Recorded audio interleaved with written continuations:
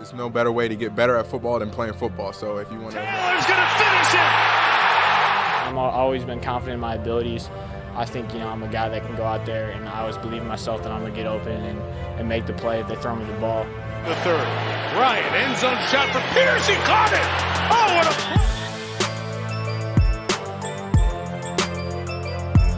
Hello, everyone, and welcome to the Colts Cast, part of the Pigskin Podcast Network. We're here to talk about everything and anything Indianapolis Colts.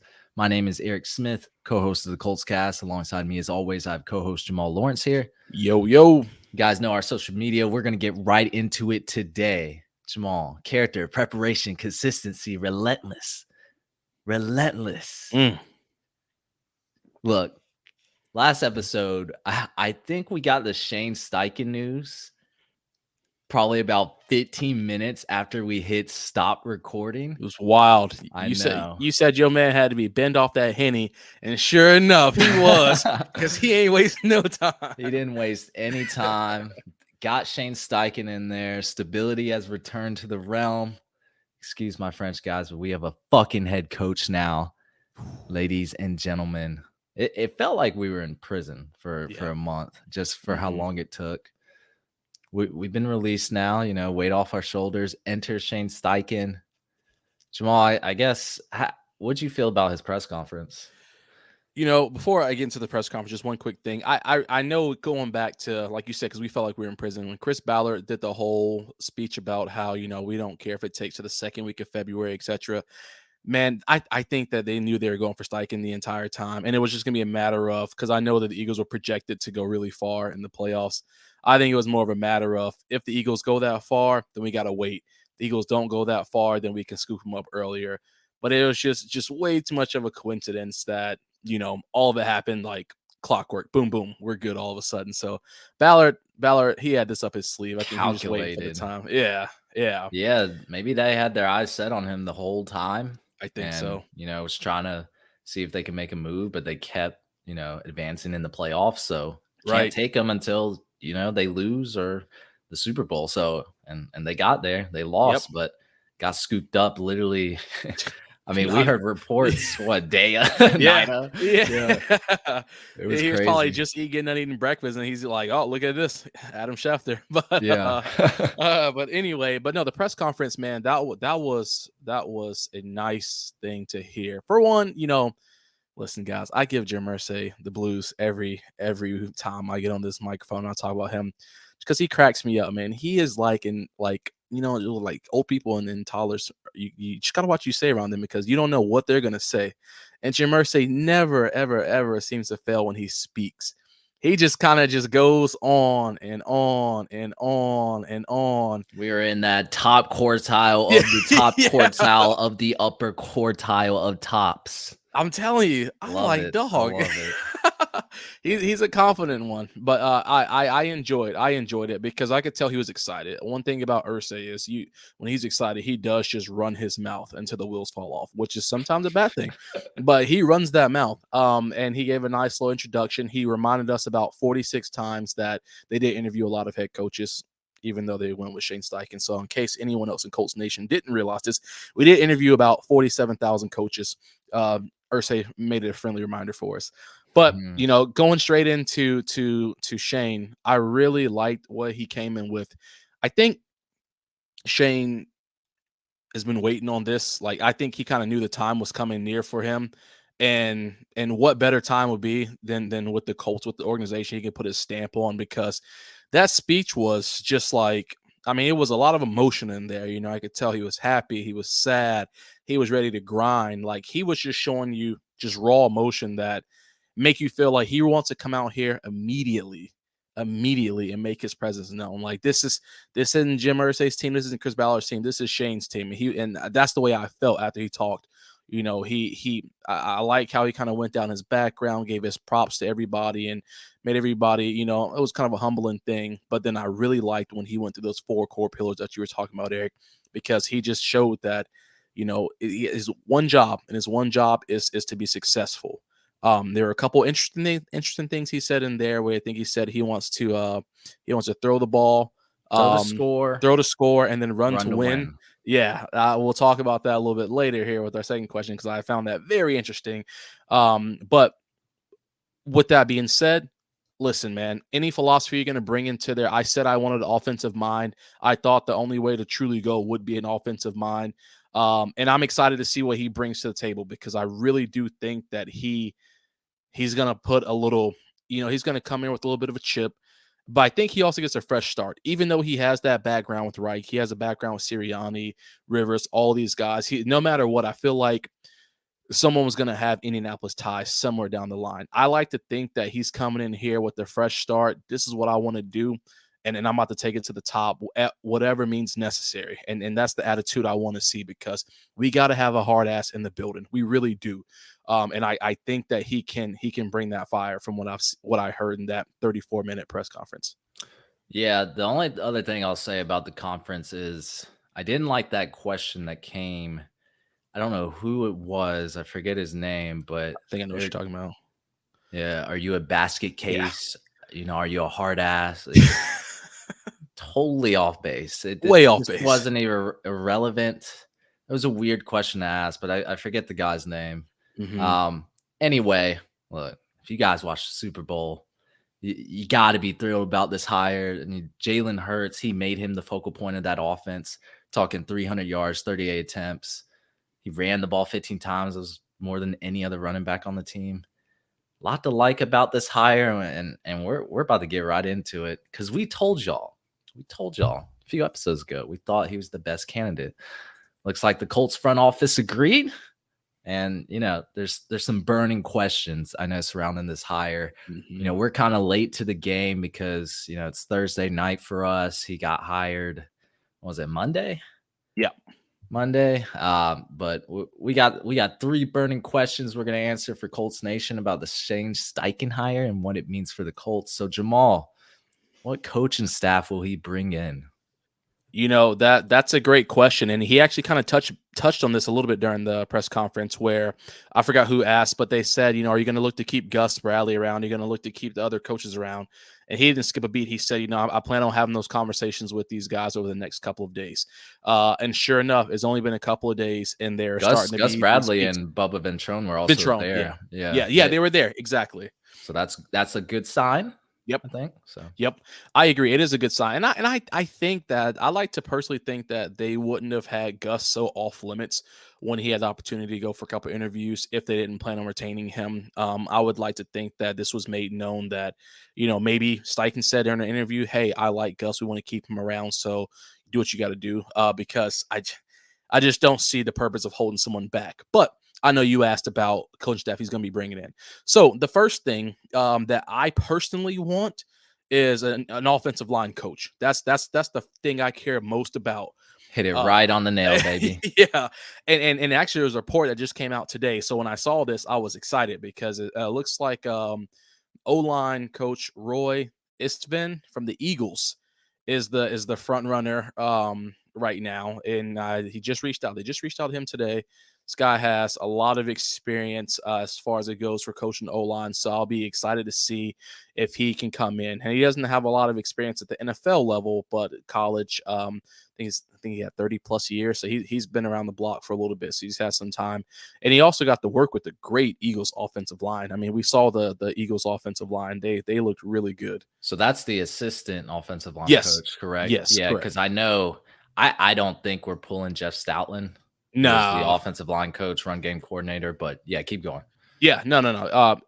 I just want some stability there, and I think that anybody with the right mind who's done their homework, the way Steichen said he knows what's been going on this offense.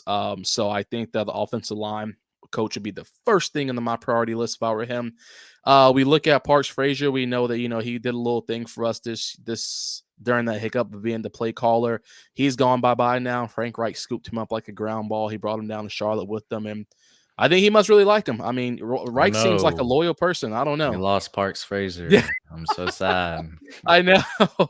But it doesn't bug me too much, for one, because I thought his play calling was very bland this year, but two, because Steichen made it clear that he is going to be the play caller. So he's not even going to entertain someone else, which brings in another person I saw today that popped up, Jim Bob Cooter.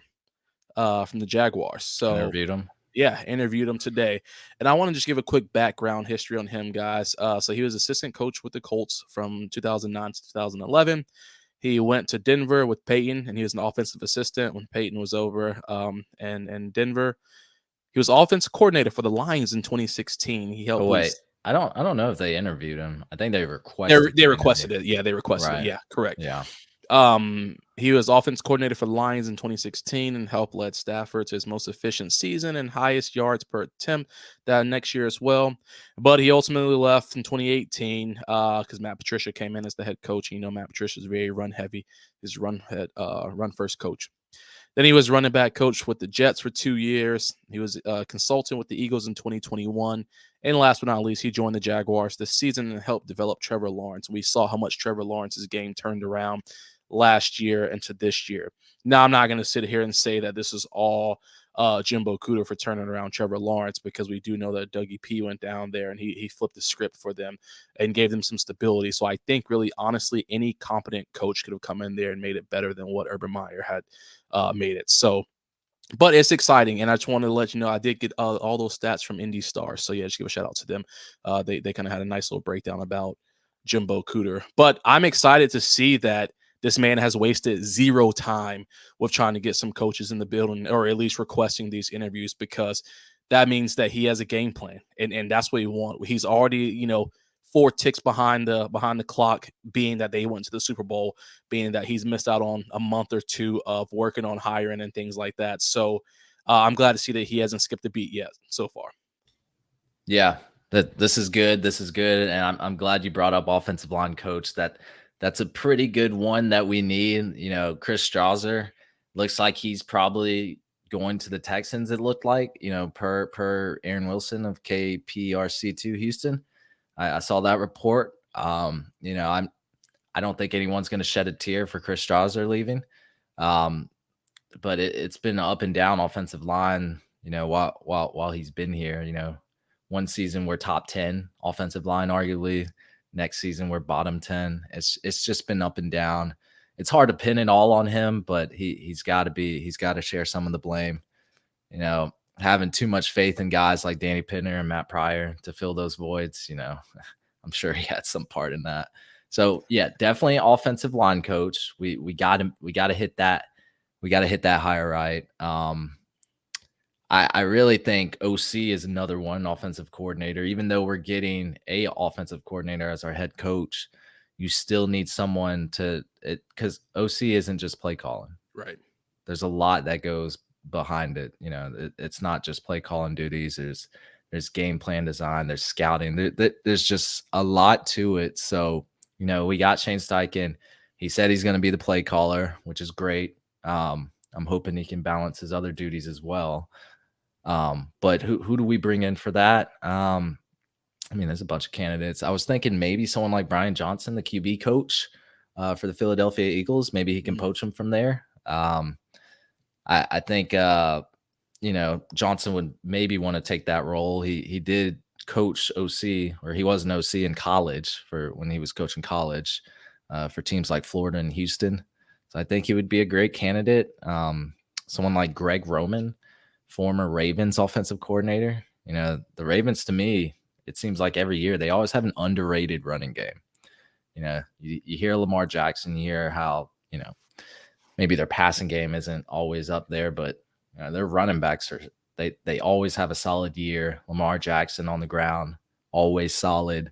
So that could help propel our offense to another level with, premier run game design, something like that. Pep Hamilton, I've heard a lot, in the Colts community, former Texans OC, that doesn't spark a lot of, I really want him, but he worked with Justin Herbert during the time Steichen was the OC. So he was the quarterback's coach. It looks like we're 100% drafting a QB. Now, I don't know when they joked about trading back, but we're getting a quarterback at some point, and I'm hoping it's within the top 4 pick. Oh no, that guy down in Alabama looks nice. Yeah, he does look nice. Big Jim Irsay. Sorry, keep going. we could go down a potential list of candidates. This entire episode, I won't do that. another staff QB coach. You know, I keep saying I want a QB coach to transition to the offensive coordinator, but are we retaining Scott Milanovic to help develop our next QB? And he's got a lot of experience, about like 19 years, but most of it's in the Canadian Football League and NFL Europe. Do you guys even know what that is? Exactly. Nope. It's so I'm not surprised if he's gone. Like you know, he might want to bring somebody else in to help develop his quarterback of the future. So I think those are the 3 coaching positions to keep an eye on. So offensive coordinator, offensive line coach, and QB coach. I think it all starts on the offensive side of the ball. You know, from our terrible season in 2022, it's always been that side. So I'm looking to see some improvements there. I like it, man. Everything you said. And I'm glad you mentioned the quarterbacks coach, because I think that's going to be huge for us. And again, I mean, like you said, it seems to be that we're going to be going to the draft for the quarterback. So why not go ahead and put every single piece of the puzzle that we need? And I just love to hear all this offensive talk. I know our defense, you know, did pretty well for us last year. And I know we still had injuries that plagued us last year. But man, all this offensive talk just gets me excited, because defense can hold the team to 20 points, but it doesn't matter if you can only score 14. So right, we got to be able to grind. So I like where this is going. That's why I tweeted the other day. I said, you got to be happy about this Shane Steichen hire. It's going to bring that fun to this offense, at least, you know, speculatively, because, you know, last year first quarter, we watched the game. We're just like, oh my God. Yep. Like we look terrible. Like, oh, we've gotten 10 total yards of offense in the first quarter. This is going to go amazing. But Jamal, I mean, NFL season's over. Are you an NBA fan at all? Oh man, you know, once you move to Indiana, I guess you have to be a proclaimed NBA fan. So yeah, I've been dabbling in it here a little bit lately. Well, not just you, but all NBA fans. I think it's time to bring the hoops action to the palm of your hand with DraftKings Sportsbook, our sponsor, an official sports betting partner of the NBA. This week, new customers can bet $5, win $200 in free bets instantly. Plus, for a limited time, all new and existing customers can get a no-sweat same-game parlay every day. That's every day. Go to the DraftKings Sportsbook app today, opt in, and place a same-game parlay on any NBA game. And if it doesn't hit, you'll get all your money back, man. Get a free bet back. So, look, NFL's over. Doesn't mean we can't still have fun. That's right. I love the NBA too. I'm going to be looking at some same-game parlays. It's nice because if you don't like the line, you can always move it a little down for less odds. But when you parlay it, things be multiplying. Oh, so, yeah. Add up quick. A good little payout. You know, just download the app now. Sign up with the code TPPN. New customers can bet $5 on the NBA and get $200 in free bets instantly, only at DraftKings Sportsbook, an official sports betting partner of the NBA, with code TPPN. Minimum age and eligibility restrictions apply. Void in Ohio. See show notes for details. Jamal, let's get to our second question. We got a lot to talk about. Yeah. This is my favorite one. And this is something we're going to be talking about for the next 2 months. Easily. Which quarterback will he target? You know, he doesn't have the final say, but you know he's got that influence. Like, this is who I want to groom. Jamal, who's it gonna be? Man, oh man, oh man, oh man. This is tough. I got 2 that I'm looking at. But you're right. He does have he doesn't have the final say, but essentially he does. When you look at his history with Justin Herbert and Jalen Hurts, I mean, who are you as Chris Ballard or Jim Irsay to say, not so fast, we don't want that person? Like, no, you can't just step on this ground. But I'm torn between the 2. And I got to say, my 2 are CJ Stroud and Bryce Young. You doubting Chris Ballard's power? I sure am. Go ahead. I sure am doubting his power. Go ahead. CJ Stroud and who? CJ Stroud and Bryce Young.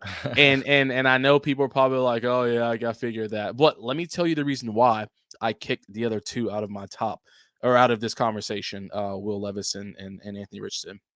When I listened back to that press conference, I heard a young man by the name of Shane Steichen said he wants to throw to score, run to win.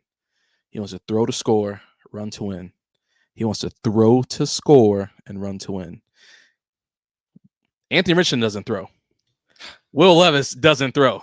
Yeah, they do. CJ Stroud throw first, run My absolutely goodness, last. you Bryce got Young, y'all throw thinking they're first just running backs back run there? and run after CJ Stroud. So Is Will Levis listed as a halfback? Like, what's going on? no, I just know that he would probably try to run the ball before he's going to throw it, and you got to have accuracy to throw to win, throw to score. You can't score if you don't have accuracy, and that's one thing that Levis doesn't have. Neither does Anthony Richardson. But neither here nor there. Neither here nor there. So I'm gonna go with these two guys, CJ Stroud and Bryce Young. When I look at CJ, I think about his physical attributes. We all know them. They're great. You know, he's huge. He's a monster. He shows he can do it with a great supporting cast around him, Marvin Harrison Jr. We look at the core that Ohio State has with them, and you're just like, dang, on paper, when he looks good. I always have to go back to the Penn State game. I remember watching that game, and that was a game they should have lost. It was a low scoring, close game the entire game, and the defense for Ohio State had a big play, and all of a sudden the offense turned it on, and Ohio State just blew them out the water. I think by like 20 or 30 points. So it made the game look like it was so skewed, but it was like 14-14 going into the fourth quarter. Very close game. I say all this because CJ Stroud plays in the Big Ten. There's zero competition. Zero competition. Michigan, okay, Michigan got blown out by TCU. Oh, TCU. That's irrelevant. So they are so stacked. They are so stacked, and they play against these little schools, and not little schools. They're obviously big schools, but they suck. Rutgers. He said blown out. It was a 6-point game. Yeah, but the TCU game. Yeah. TCU Michigan. Yeah. Yeah, they shouldn't have been in competition with them. Michigan should have ate them alive. Shouldn't have happened.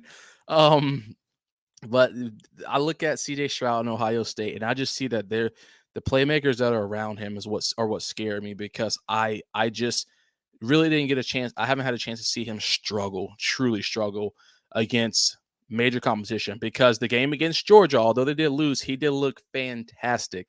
He looked great. That was a quarterback I would like to see every single week, but I can't just let one game be my determining factor as to his future success, because again, I know that he has a lot of great playmakers around him, and I do know if Marvin Harrison Jr. wouldn't have gotten hurt, they probably would have won that game.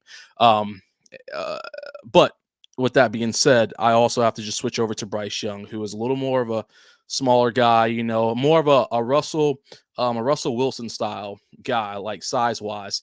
So and what excites me about Bryce Young more than CJ Stroud is I feel like he's been battle tested just a little bit more, because he's had his time to shine in the SEC. Again, we the competition level, you talked about it just the other day when we were talking about Malik Willis and Anthony Richardson. And I know that the Independence Conference is not the same as the Big Ten, but for what it's worth, SEC is still in an elite level above these guys, where they're getting a chance to play against top tier competition week in and week out.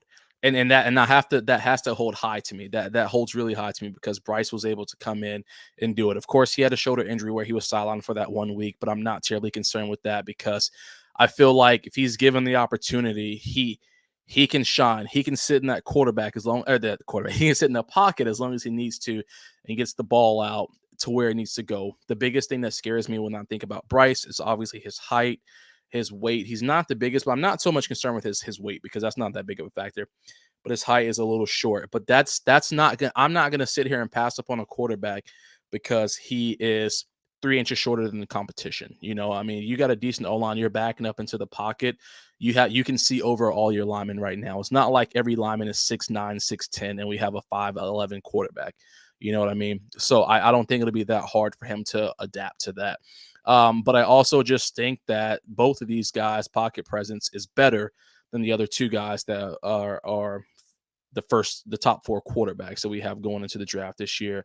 So I really am torn between the two of them, but I would have to just say Bryce, because I just feel confident with his SEC play. I just think that he had.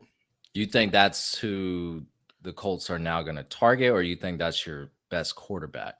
I think that I'm torn. I think that the Colts will target. It's so hard. I want to say CJ, because I feel like CJ will remind Steichen more of that Justin Herbert and Jalen Hurts. But man, yeah, they're gonna target CJ. They're gonna target CJ. That's it. They're gonna target CJ. I'll like them target Bryce. They're gonna target CJ. I hear you. Look, I'm gonna keep it real with y'all. They got to trade for Zach Wilson. I mean, it is an absolute must. Like, if they don't, let me tell you why. Let me tell you why. You're gonna hit me with it. All right, let me chill out. Let's thank you. Look, Jesus. the things we have heard and read about Steichen is he can maximize the strengths out of his QBs. He's that adapter. He can adapt. He can limit their weaknesses, by not exposing them. Justin Herbert. I mean, big arm. He made sure that vertical attack offense. He always got the deep ball rolling down there. You got Jalen Hurts, made use of his legs on like every play. Jalen Hurts is a smart quarterback as well. Knew how to read on read options, things like that. Phillip Rivers, the list goes on and on. He knows what to do with his quarterbacks. He's had experience with different types of quarterbacks. But who is he going to target? Look, I'll be honest. If we draft a QB in the top 4, I'll be happy. Mm-hmm. That's really the most important part here. So he said he values accuracy, decision making, and the ability to create. So we got to remember that's what he's looking for in these guys before April comes around. So if you really dissect them right now between the consensus top 4, that with what he described, that kind of leans towards Bryce Young. It really does. The accuracy is there. The decision making is top tier. You feel like Bryce Young never makes a bad throw.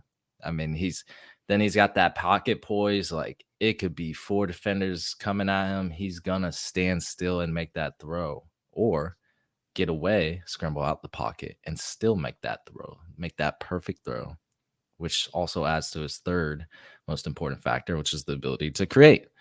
So, held a gun to my head. I'm saying Bryce Young, but really, could be any 4 of these guys, man. Mm-hmm. CJ Stroud, consensus favorite among Colts Nation. We ran a poll, had over 500 votes. CJ Stroud was the overwhelming favorite. I love him. He's safe. He's really safe. I mean, he's a phenomenal pocket passer. He's shown the ability he can produce. He has such a nice touch on his passes, things like that. We saw in the Georgia game, even though I said he was my pick before that, we saw what he did to the best defense in college football. So I was high on him, but yeah, Bryce Young, just like you said, Jamal, the size. Will Chris Ballard be okay with drafting somebody with that physical stature? I mean, it limits him in a little bit, but we've seen successful undersized QBs. Bryce Young is just too good at everything else to pass up on him. Like, I heard Todd McShay today called him mini Patrick Mahomes. I'll take anything with Patrick Mahomes at the end. For real. Yeah. So don't be mad if we draft Bryce Young. Will Levis has all the physical tools, competitiveness. You want to be like a Josh Allen 2.0. Mechanically needs work, but a lot of quarterbacks who've been successful have had those mechanics fixed. Is your footwork great? Are you making the correct throw-in motion when you're trying to hit it on the 40-yard hat? Things like that. Like Anthony Richardson. A lot of people don't like him. A lot of people are really high on him. He's the most polarizing prospect. And, people need to understand that Patrick Mahomes was even a risky pick written by a lot of analysts. They said Jalen Hurts would be a great backup QB. Mm-hmm. They said Justin Herbert would be another Ryan Tannehill. They've said a lot of these things, and we know, like, they're not always right. So what they were right about was they bet on traits that, these godlike traits that you can't find in, this other quarterback that busts. So we'll know more, because like Richardson has those superhuman traits. We'll know more in the coming months, but it's a QB driven league, guys. I mean, we got to get it right, especially in the AFC. Think about all the quarterbacks we have to go toe to toe with. Like, we going to see Joe Burrow in the playoffs. We're going to see Patrick Mahomes in the playoffs. We're going to see Josh Allen in the playoffs, Justin Herbert, Trevor Lawrence. The list goes on and on and on. Like, we have to get a top-tier quarterback, or you're going to be like these teams who go in the quarterback purgatory. They're looking for one, and they're always at the bottom of the barrel. Like the Raiders. Look what they got to do with Derek Carr. They had to release him. Yep. Why? Wasn't a top-tier QB. Now, there's even talks about them drafting up, like, or trading up to get their guy. So I want to see these quarterbacks in the next coming months. But, you know, right now, I would say Shane wants to target Bryce Young. Yeah, very, very well said. Very well said. And, you know, like I said, the only thing that I would think about with these other two guys, and I know that CJ and Bryce are going to be more plug and play guys, no matter how you slice it. I mean, like you just mentioned, you go back to Jalen Hurts' draft prospect grade 6.14, good backup with the potential to develop into a starter, blah, blah, blah. We know his story. People only ride him like a bus rider now because of where the Eagles have gone. But no one goes back to the days where they just talk junk about him getting benched in the national championship game, cowering out and going to Oklahoma to take it easier out, blah, blah, blah. They threw all that out the window now that, you know, he's gotten to the Super Bowl. But with that being said, CJ Stroud and Bryce Young, I feel the two most competent ones you can just plug into the system and start today. Anthony Richardson, I do, like you said, I think that'll be a great, fun project. The only thing I'm worried about is what if we have Matt Ryan as his mentor to, you know what I mean, to help him, or who's going to start over him until they're ready. Now, I mean, because it could be that CJ or Bryce get in there as well, and they're just not ready to be a starter. But when I look at that, we don't really have the people around us to, I personally think, not yet. But we're going to go, what veteran quarterback would you be comfortable taking that could bring in to let Anthony Richardson learn behind? Because we can't take a Derek Carr. So we can't afford to spend money on someone like Taylor that. Heineke. Give me that leader. Man, that locker room loved him over there. Yeah, Heineke may be chilling where he's at because Wentz may mess around and lose his spot there. I think Wentz has already lost their spot. They got is it Sam Howell? I think they're going with him. Okay. So yeah, give me someone like that. Give me a Teddy Bridgewater. Right. It's got Bridge in his name, Bridge QB. So like, I mean, there's some good bridge quarterbacks. We get Derek Carr costs too much. Oh yeah, he's way too much. Yeah, no, we're not gonna want him. Yeah, it just makes me a little nervous as Shane, who's gonna sign a 6-year deal. Like, do I want to have to worry about the first 2 years of my deal possibly be, for what it's worth, shitty seasons because I have to take time to develop? You know what I mean? I don't know. I know that, you know, obviously we've seen that any coach can come into Indianapolis organization and stand the test of time with Jim Irsay. You're going to get plenty of time to prove yourself. So I don't think in 6 years, even if he had a below 400, he would get fired because Irsay doesn't have it in his blood.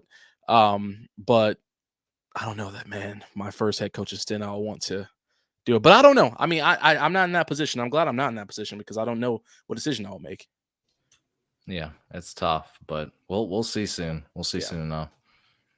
How much time will it take for the Colts to see success, Jamal? Last and final question. I think that Colts is going to take at least 2 seasons. Next season, if we get a CJ or Bryce, I imagine us finishing 7-10, 8-9. I don't see much more than that. Last year, what we finished 9-8 with what we had, and we, you know, if everything goes as planned, we'll have JT back. We would have Shaq Leonard back. We have these pieces to the puzzles that weren't there last year. So we should be able to almost mimic that season we had. But I just think as your first year to be above 500 is a little tough because everyone's going to be potentially learning a whole new playbook, a whole new system. There are going to be a lot of changes that are going to go on in this offseason. So I would think this year, probably 7-10. Next year, though, 11-6. So I think we just get 2 years and turn that thing around, boy. 2 years. That's all we need. Damn. Okay. Yeah, I think that would be best case scenario, 2 years. Like, I don't think it's a 1 year flip around. Like, look, Joe Burrow, 2nd year, was in the Super Bowl. Jalen Hurts, his 3rd year. Trevor Lawrence, divisional round, his 2nd year in the playoffs. We can keep going. People are talking about a rebuild with the Colts. I don't see a full rebuild. Like, we're not doing what the Texans are doing. We're not doing what the Chicago Bears are doing. We have some key pieces in our lineup now. Like, do I have to go through them? DeForest Buckner, Unique, Ngakoue. We're bringing him back, right? Mm-hmm. We got to. A healthy Shaquille Leonard. We have Jonathan Taylor, a Stephon Gilmore who proves he's still a lockdown corner. Jamal, we got the highest paid guard. Yep. We are not rebuilding. And I think Steichen kind of said that. He even mentioned some of those names: Ryan Kelly, Quentin Nelson, Buck, and someone else he mentioned. I forgot who it was. But yeah, so I think you're right. I don't think he's in that rebuilding phase in his mind mentally. He's in clean up. I would call it retooling. Okay, we have plenty of strong impact players, but we're going to retool this offense. We're going to retool this team. I think the only thing we're rebuilding is, of course, quarterback. Got a young QB coming in, offensive line a little bit, deciding how to fill those two voids and get our other three pillars back up to where they're supposed to be relative to their salary. Yeah, I agree with you, Jamal. Give me 2 years, and I think we can make playoff contenders. Throw the score and run to win, baby. Because guess what? Steichen is on that 6-year deal. Give him a long leash. If the predictions don't come true, he's going to have to figure some things out. But I haven't been this excited about offseason in a while now. I know. And what makes me even more excited about it, too, is the fact that the AFC South has gotten a little bit tougher now that we see that Jacksonville is going to be an actual contender for years to come. So that means Steichen has to know in his heart of hearts that, I can't mess around. I got to come full throttle. Reich's had it pretty easy this past, not easy, but easy for what it's worth being in this division because it's been easy to maintain. But now you gotta, Texans are trying to start the rebuild. It looks like the Jags have figured it out, and I don't think Vrabel's going to miss too many more steps. They're still hurting giving away AJ Brown. Ain't doing nothing. They done. Well, they messed up by getting rid of AJ Brown, but that's neither here nor They'll be third in the AFC South. But yeah, we finally got our head coach. Yeah. It's almost time to get our QB of the future. Like, that's the next 2 months, baby. Things are looking up. Success is going to come. Success, actually, to me, is winning the AFC South. Not getting into the wild card. Yep. We have to win the AFC South. Yep. And he talked about divisional games are extra important. So, we need sweeps. Yeah, we need sweeps in the South. Yeah, don't need any of this nonsense of this Jaguars curse, this Jacksonville curse. Like, come on, man. Yeah. We can't be getting blown out at home by the Jacksonville Jaguars under, Urban Meyer. Not saying that happened, but... Yeah, you're right. He wasn't there. He was still in Ohio, but it's all good. He missed the flight back home. Colts Nation, let's ride. Let's ride. Yeah, so that's the success for us, baby. It's exciting, man. It is, and we got a whole lot to talk about with Shane Steichen. We just wanted to answer some 3 burning questions. I know it's on Colts fans' minds, but that's gonna be it for us, everyone. Thank you for listening to the Colts Cast. We're live on Apple Podcasts, Spotify, YouTube, or any platform you use to listen to podcasts. We'll be back next time to give you some more Indianapolis Colts content. Y'all, take care.